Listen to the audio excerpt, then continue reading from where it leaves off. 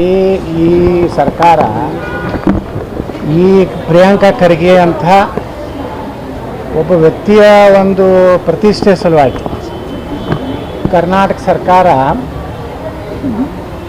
ಪ್ರತಿನಿತ್ಯ ಅಪಮಾನಕ್ಕೊಳಗಾಗ್ತಾ ಇದೆ.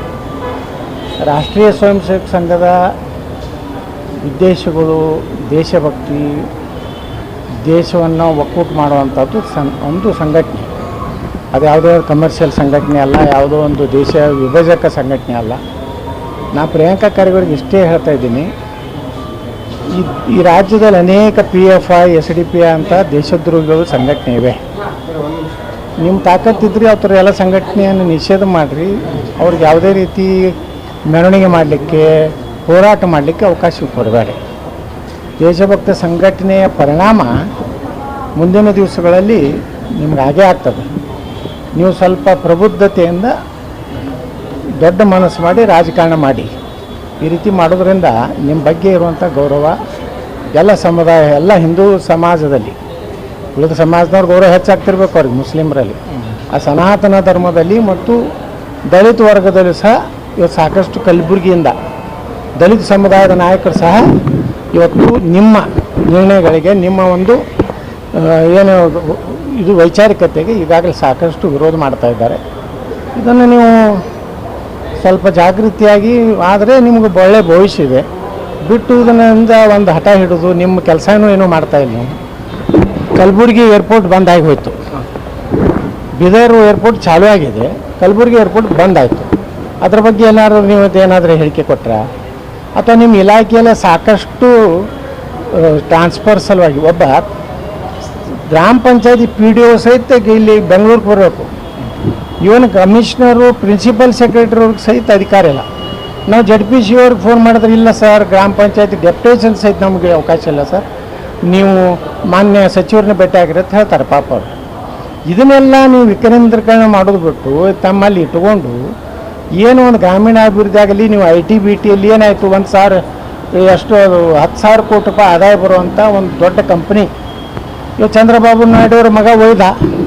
ಅದ್ರ ಬಗ್ಗೆ ನೀವು ಚಿಂತನೆ ಮಾಡಿ. ಅದಕ್ಕೆ ಹೇಳ್ತಾರೆ ಈ MB ಪಾಟೀಲ್ರು, ಕೇಂದ್ರ ಸರ್ಕಾರದ ತಪ್ಪತ್ತು. ಕೇಂದ್ರ ಸರ್ಕಾರ ಯಾಕ್ರಿ, ನೀವು ಸರಿಯಾಗಿ ಅವ್ರ ಜೊತೆಗೆ ನೀವು ಎಲ್ಲ ಈ ಕೈಗಾರಿಕೆಗಳಿಗೆ ತೊಂದರೆ ಕೊಡೋಂಥದ್ದು ನೋಡಿದ್ರೆ ಕರ್ನಾಟಕದಲ್ಲಿ ಯಾರೂ ಇಲ್ಲಿ ಬಂಡವಾಳ ಹೂಡಲಿಕ್ಕೆ ಬರೋದಿಲ್ಲ.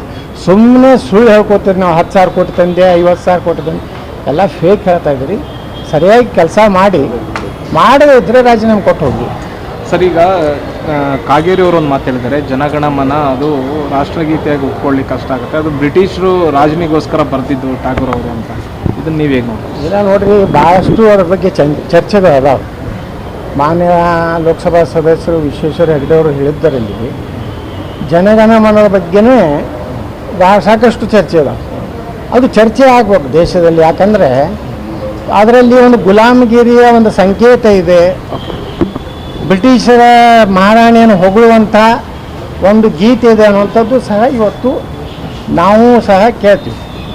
ನಮ್ಮ ನೇತಾಜಿ ಸುಭಾಷ್ ಚಂದ್ರ ಬೋಸರು ರಚಿಸಿದಂಥ ಅವ್ರದ್ದೇನು ಏನು ಆಜಾದ್ ಹಿಂದ್ ಫೌಜ್ ಮಾಡಿದ್ದಾರೆ, ಅವ್ರದ್ದು ಒಂದು ರಾಷ್ಟ್ರಗೀತೆ ಇತ್ತು. ಅದು ಭಾಳ ಸ್ಪಷ್ಟವಾಗಿ ನಿಖರವಾಗಿ ಭಾರತ ಮಾತೆ ಮತ್ತು ಭಾರತೀಯತೆ ಬಗ್ಗೆ ಇತ್ತು. ಒಂದೇ ಮಾತರಂ ಇದೆ.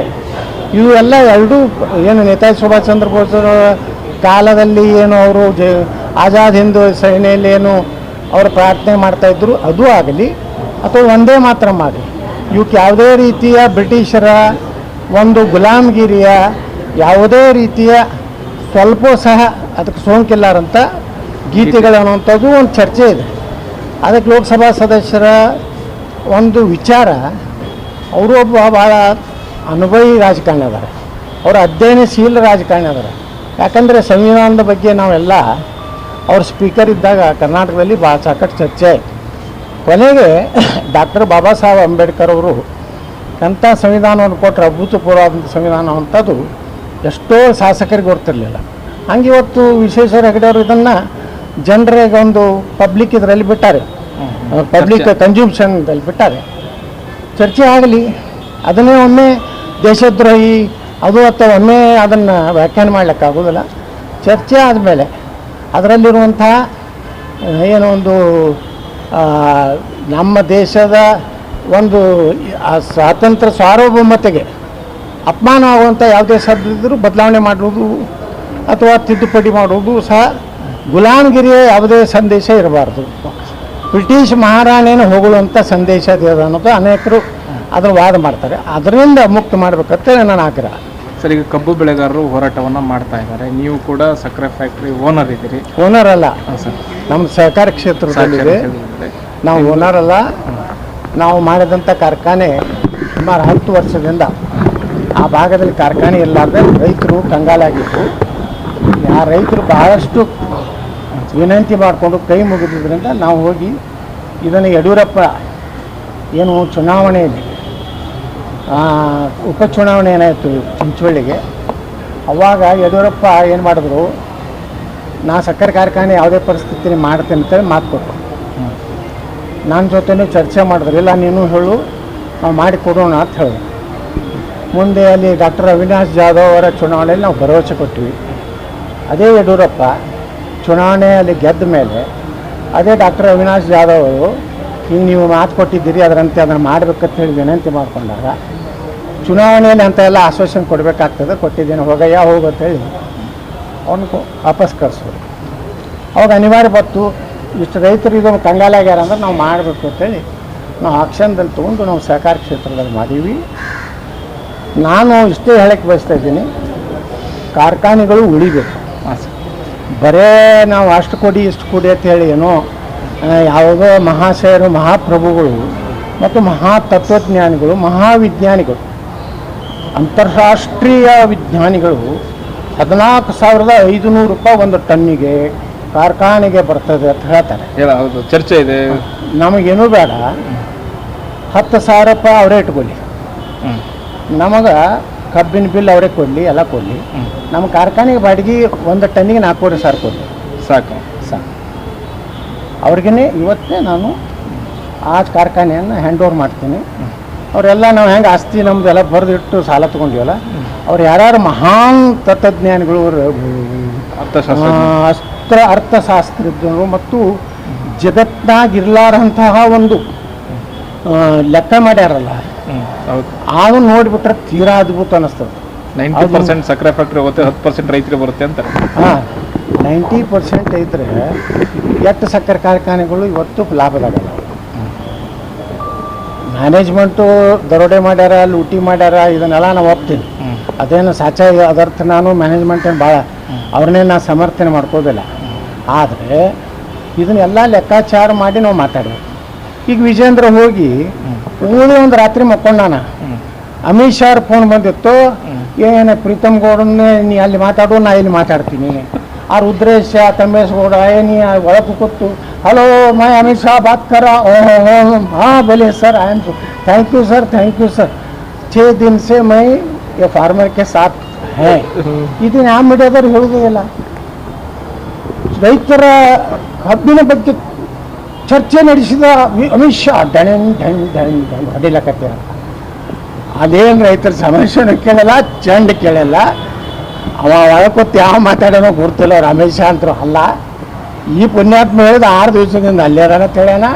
ದಯವಿಟ್ಟು ಪ್ರಾಕ್ಟಿಕಲಾಗಿ ಮಾತಾಡ್ತೀವಿ ರೈತರು. ಹೌದು, ಪ್ರಾಕ್ಟಿಕಲಾಗಿ ಮಾತಾಡ್ತೀವಿ. 3,500 ನಂದೇ ಕಾರ್ಖಾನೆ ಕೊಡ್ತೀನಿ ಕೊಟ್ಟು ನಾ 10,000 ಕೊಡ್ತೀರ ಮ್ಯಾಗಿನ ನನಗೆ, ನಾ 14,000 ರೂಪಾಯಿ ಗಳಿಸ್ಲಕತ್ತೆ ಅಂತ ಹೇಳಿ ನೀವು ಹೇಳ್ತಾ ಇದ್ದಾರೆ. ಪಾಪ ನಿಮ್ಮ ಮೀಡಿಯಾದವ್ರಿಗೂ ಬಾಯಿಗೆ ಬಂದಂಗೆ ಬೈದು, ಅದಕ್ಕೆ ನೀವೇನು ಮಾಡಿದ್ರಿ, ಮೀಡಿಯಾದವರು ಭಾಳ ಬೈಲಾಕತ್ತಾರ ಅಂತೇಳಿ ಅವ್ರು ರೈತರಿಗೆ ಉಬ್ಬಿಸ್ಲಾಕ ಹೋಗಿ ಹಿಂಗೆ ಹೊಡಿಲಾಕತ್ತಾರೆ. ಹಿಂಗೂ ಹೊಡಿಬೇಡ್ರಿ, ಹಂಗೂ ಹೊಡಿಬೇಡ್ರಿ. ಒಂದೊಂದು ಜಿಲ್ಲೆಯಲ್ಲಿ ಒಂದೊಂದು ರೀತಿ ರಿಕವರಿ ಇದೆ. ಹೌದು, ಬೆಳಗಾವಿ ಜಿಲ್ಲೆಯಲ್ಲಿ ಬೇರೆ ಇದೆ, ಬಾಗಲಕೋಟೆ ಜಿಲ್ಲೆಯಲ್ಲಿ ಬೇರೆ ಇದೆ, ವಿಜಯಪುರ ಜಿಲ್ಲೆಯಲ್ಲಿ ಬೇರೆ ಇದೆ, ಕಲಬುರಗಿಯಲ್ಲಿ ಬೇರೆ ಇದೆ. ನಮ್ಮ ಚಿಂಚೋಳಿ ಫ್ಯಾಕ್ಟ್ರಿ ನಮ್ಮಲ್ಲಿ ರಿಕವರಿ 9.8ರಿಂದ 10.1 ತನಕ ಇದೆ. ನಮಗೆ 3,500 ಕೊಟ್ಟರೆ ನೇರವಾಗಿ 1,600 ರೂಪಾಯಿ ಲಾಸ್ ಆಗ್ತದೆ. ಅದನ್ನು ಯಾರು ಪರ್ ಟನ್ ಅದನ್ನು ಯಾರು ತುಂಬ ಕೊಡ್ತಾರೆ? ಹಾಂ, ಅದಕ್ಕೆ ನೀವು ಮಾಲೀಕರದಿರಿ, ನೀವು ಹಂಗೆ ಮಾಡಿರಿ ಅಂತ ನೀವು ಏನು ಅಲ್ಲಿ ಕೂತು ಕಟ್ಟಿ ಮ್ಯಾಗ ಕೂತು ಹೇಳ್ತಾರಲ್ಲ, ಇವತ್ತೇ ಬರ್ರಿ, ನಾನು ಕಾರ್ಖಾನೆ ಕೊಡ್ತೀನಿ. ಟನ್ನಿಗೆ 3,500 ಕೊಡಿ. ನಾ 14,500 ಅಂದಾರ. ಪಾಪ ನಾವು ಮತ್ತೆ 1,000 ಕಡಿಮೆ ಮಾಡ್ತಾರೆ ನಮಗೆ. 4,500 ರೂಪಾಯಿ ಕೊಡಿ, ನೀವು ನೋಡ ಬಂಗಾರ ತೆಗೀರಿ, ನಮ್ಗೆ ಯಾವ ಮಗ ಬೇಡ ಆಗೈತಿ. ಸುಮ್ಮನೆ ಈಗ ಅಲ್ಲಿ ನನಗೆ ಬಾತಾರೆ ನಾ ಅಲ್ಲಿ ಹೋಗಿ ಏನು ವಾದ ಮಾಡ್ಬೇಕ್ರಿ? ಈಗ ಅಲ್ಲಿ ಹೋಗಿ ವಿಜೇಂದ್ರ ಬಂದಾರೆ, ಭಯಂಕರ ಡಿಮಾಂಡ್ ಆದರು. ರಾತ್ರಿ ರೈತ ನಾಯಕ ಆಗ್ಯಾನ, ಹ್ಯಾಂಗೆ ಮಾಡಿದ್ರು ಎತ್ತ ನಮ್ಮ ಅಭಿಮಾನಕ್ಕೆ ಫೋನ್ ಮಾಡ್ತಾರೆ. ನಾ ಹೋಗಿ ಸುಳ್ಳು ಹೇಳು ಮಗ ಅಲ್ಲ, ವಾಸ್ತವನ ಮಾತಾಡೋ. ನಿಮ್ಗೆ ಬರೀ ಇಂಥ ನಾಟಕ ಕಂಪ್ನಿನ ಬೇಕಾಗಿತ್ತು, ನೀವು ವಿಜೇಂದ್ರ ಹಿಡ್ಕೊಂಡು ಕುಂದಿರ್ಬೇಕಾಗಿತ್ತು. ಬಿಟ್ಟರೆ ಗೆರಕಿನ ಅವ್ರು ಸಂಜೆ ಮುಂದೆ ಇಲ್ಲೇ ಬಂದು ಮತ್ತು ಬರ್ತಡೇ ಪಾರ್ಟಿ ಜೋರು ಆಚರಿಸಿ ಅಲ್ಲಿ ಮಕ್ಕೊಂಡಿದ್ದು. ತನ್ನ ಹುಟ್ಟುಹಬ್ಬ ಆಚರಣೆ ಮಾಡುವಂಥ ಧೀಮಂತ ನಾಯಕ, ರೈತ ನಾಯಕ ವಿಜೇಂದ್ರ ಅವರಿಗೆ ಭಾರೀ ಬೆಂಬಲ, ಯತ್ನಾಳ್ಗೆ ಭಾರೀ ಹಿನ್ನಡೆ. ಹೊಡ್ರಿ ಡಮ್ಮ ಡಮ್ಮ ಡಮ್ಮ ಡಮ್ಮ ಡಮ್ ಹೊಡ್ಕೋತ ಸುಮ್ಮನೆ ಬೋಗಸ್ ಹೊಡಿಬೇಡ್ರಿ. ವಿಜೇಂದ್ರ ಒಂದು ರಾತ್ರಿಯಾಗ ರೈತ ನಾಯಕ ಆಗ್ಲಿಕ್ಕಾಗೋದಿಲ್ಲ. ವಿಜೇಂದ್ರ ಒಂದು ರಾತ್ರಿಯಾಗ ಆಗ್ತಿದ್ದಂದ್ರೆ ವಿದೇಶನಾಗ ಕಾಸ್ತಿ ಮಾಡ್ಯಾನವ. ಒಂದು 5 ಸಕ್ಕರೆ ಕಾರ್ಖಾನೆ ಮಾಡಿ ನೋಡಲಿ, 3,500 ಕೊಡಲಿ ಅವ. ಈ ಬೆಳಗಾವಿ ಅಲ್ಲಿ ಇಲ್ಲಿ ಕೆಲವೊಂದು ಮಾರಾಟಕ್ಕೆ ಅದಾವು, ಅದು ತೊಗೊಂಡು 3,500 ಕೊಡಲಿ. ಏನಲ್ಲ ಅಲ್ಲಿ ಮಾರಿಷಸ್, ದುಬೈ ಕಾಸ್ತಿ ಮಾಡ್ಯಾನ. ಮಲೇಷ್ಯಾದಾಗ ಯಾಕೆ ಮಾಡ್ಯಾನ? ರೈತನ ಮಗ ಅಲ್ಲ, ಎಮ್ಮೆ ಮಗ, ಮಂಡಿನ ಮಗ, ಯಾವುದೋ ಮಗ ಅವ. ಅಲ್ಲಿ ಯಾಕೆ ಹೋದಪ್ಪ? ದುಬೈದಾಗ ಯಾಕೆ ಆಸ್ತಿ ಮಾಡ್ದ? ಮಲೇಷ್ಯಾದಾಗ ಯಾಕೆ ಇವ್ರು ಅಕೌಂಟ್ ಅದಾವು? ಇವರು ಮಂಡಿನ ಮಗ, ರೈತನ ಮಗ ಇದ್ದವರು ಕರ್ನಾಟಕದಾಗ ಅದು ಆಸ್ತಿ ಮಾಡಬೇಕು. ಕರ್ನಾಟಕ ರೈತರಿಗೆ ಒಂದು ವಿಜೇಂದ್ರ ಒಂದು 5 ಸಕ್ಕರೆ ಕಾರ್ಖಾನೆ ಮಾಡಿ 3,500 ಹಾಕ್ರಿ, 5,000 ಕೊಡ್ಲಲ್ಲ. ನಾವೇ ನೋಡ ಆರ್ತಿ ತೊಗೊಂಡು ಬೆಳಗ್ತೀವಿ. ಜಯ ಜಯ ವಿಜಯೇಂದ್ರ, ನಿನ್ನ ನಾಮ ಸಕ್ಕರೆ ರೈತರ ಭವಿಷ್ಯವೋ, ಜಯ ಜಯ ಜಯ ಹಾಕ್ತೀವಿ. ಎಲ್ಲ ಕಳ್ಳರು ವಿದೇಶನಾಗ ಆಸ್ತಿ ಮಾಡ್ತಾರೆ, ಇಲ್ಲೇ ಸೌರ ವಿದ್ಯುತ್ ತಗೋತಾರೆ. ಯಾರು ಅದಾವ ಸೌರ ವಿದ್ಯುತ್ತು? ಯಾರು? ಡಿ ಕೆ ಶಿವಕುಮಾರ್ ಹೇಳಿ, ಲಕ್ಷ್ಮೀ ಹೆಬ್ಬಾಳ್ಕರ್ ಹೇಳಿ. ಸೌರ ವಿದ್ಯುತ್ತದ ನೀವು ಎಷ್ಟು ಪರ್ ಯೂನಿಟ್ ನೀವು ಎಷ್ಟು ತೊಗೊಳಕತ್ತೀರಿ? ನಮ್ಮ ಇದನ್ನ ವಿದ್ಯುತ್ತನ್ನು ಕಾರ್ಖಾನೆ ವಿದ್ಯುತ್ ತಗೋದಿಲ್ಲ. ನೀವು ಕಾರ್ಖಾನೆ ವಿದ್ಯುತ್ತನ್ನು ಈಗ ನಂದೇ ಫ್ಯಾಕ್ಟ್ರಿಗೆ 40 ಮೆಗಾವಾಟ್ ಮಾಡ್ಬೋದು. ನಮ್ಮ ಕಾರ್ಖಾನೆಗೆ 15 ಮೆಗಾವಾಟ್ ಮಾಡ್ಬೋದು, 25 ಮೆಗಾವಾಟು. ನೀವು ₹6 ಕೊಡ್ರಿ, ₹6 ಕೊಡ್ರಿ, ಇನ್ನೂ 100-200 ರೂಪಾಯಿ ಹೆಚ್ಚು ಕೊಡ್ತೀವಿ ನಾವು ರೈತರಿಗೆ. ಇಲ್ಲ ಸರ್, ಅದು ಏನೂ ಪ್ರಾಕ್ಟಿಕಲೇ ಇಲ್ಲ. ನಾವು ಹೇಳಿದ್ರೆ 14,000 ₹6 ಕೊಡ್ತೀವಿ ಅಂತ ಬರ್ದಾರ.